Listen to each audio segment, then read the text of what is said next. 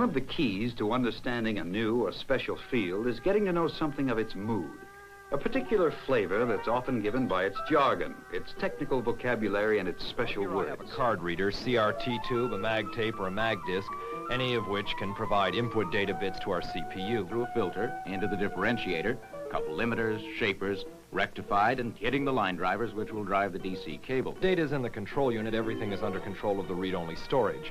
And then pumped into SerDes, where the clock and data are separated, the clock being used by the serializer, deserializer to find out where the data is and whether it's zeros or ones.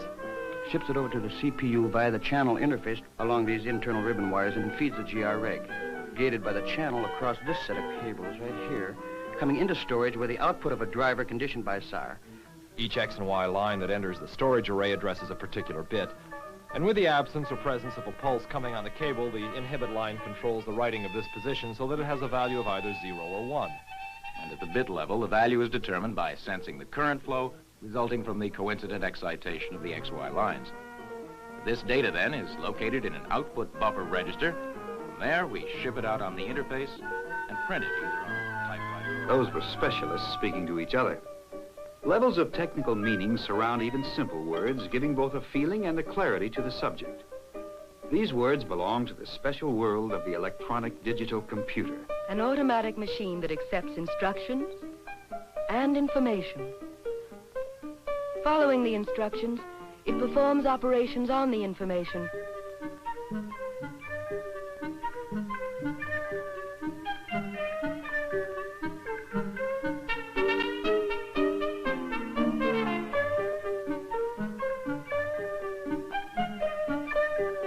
And reports the results.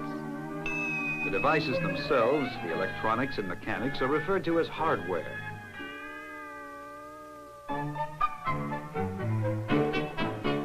But the directions that make the hardware perform operations are known as software. A computer's programs plus the procedure for their use. When designing a program, A set of instructions for performing computer operations.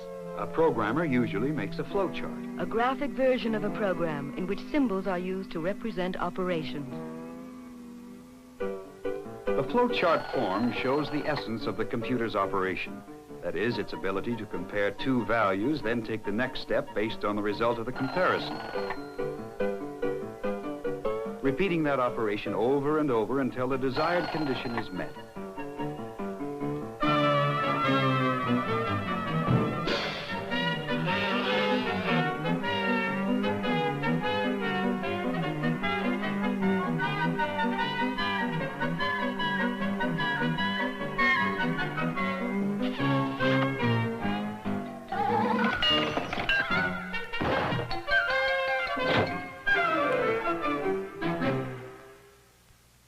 At this scale, the flowchart of a program in any field would look much the same. Once worked out, it can be given a name and called for as part of a larger program, a subroutine. A program called for as part of a larger program. Of course, the larger program can be used in building still larger programs, and so on and so on. Much of the power of the computer lies in the fact that, in an instant, it can call on the accumulation of years of program structuring. But every bit of this information must be turned into the electrical pulses to which the machine responds.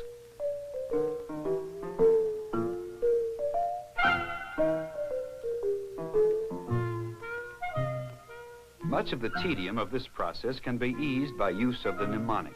An easily remembered code word that stands for one or more computer instructions. A program can be written to translate the mnemonics into machine code.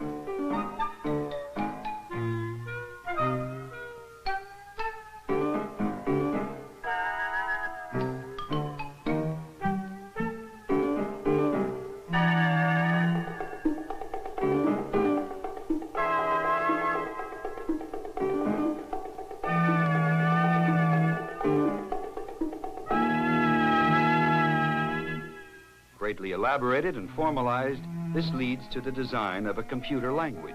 A collection of mnemonics that has been selected and organized to allow convenient expression of a certain kind of problem.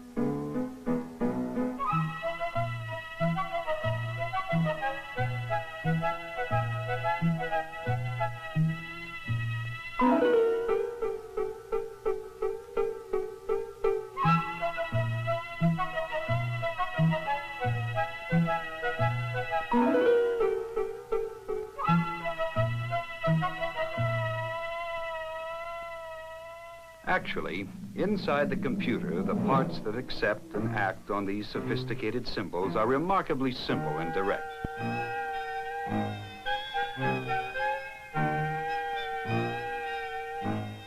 They switch and store the pulses according to the rules of Boolean logic. A symbolic way of stating a problem in terms of yes or no decisions. These few kinds of elements can be connected together to form logic circuits that do arithmetic.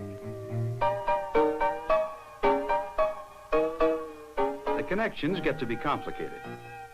It's a complexity that pays off because of the extraordinarily short time in which electronic elements can change their state.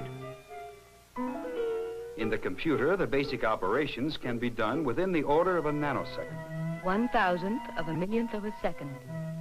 Within the half second it takes this spilled coffee to reach the floor, a fairly large computer could debit 2,000 checks to 300 different bank accounts and examine the electrocardiograms of 100 patients and alert a physician to possible trouble and score 150,000 answers on 3,000 examinations and evaluate the effectiveness of the questions and figure the payroll for a company with 1,000 employees or verify the position of 300 aircraft within an air traffic control area. In cases where a pattern of behavior can be defined, the computer, through simulation, The use of a computer program as a model of a real situation. acts out all the parts of a problem in detail, can introduce randomly selected values and events,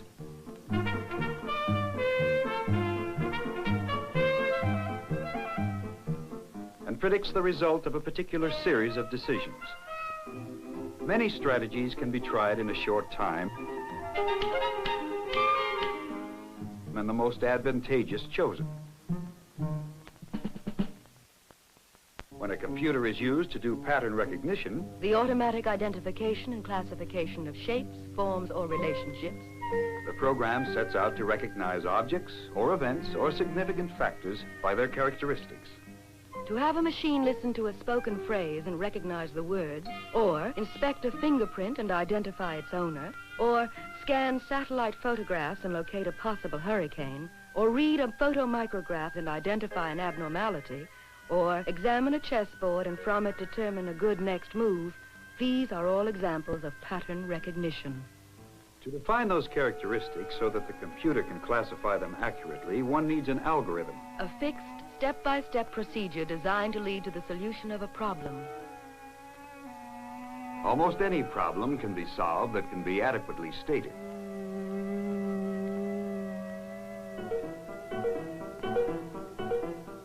It is the spirit of the exact recipe, the precisely defined procedure, that permeates the work of people in the world of problem structuring.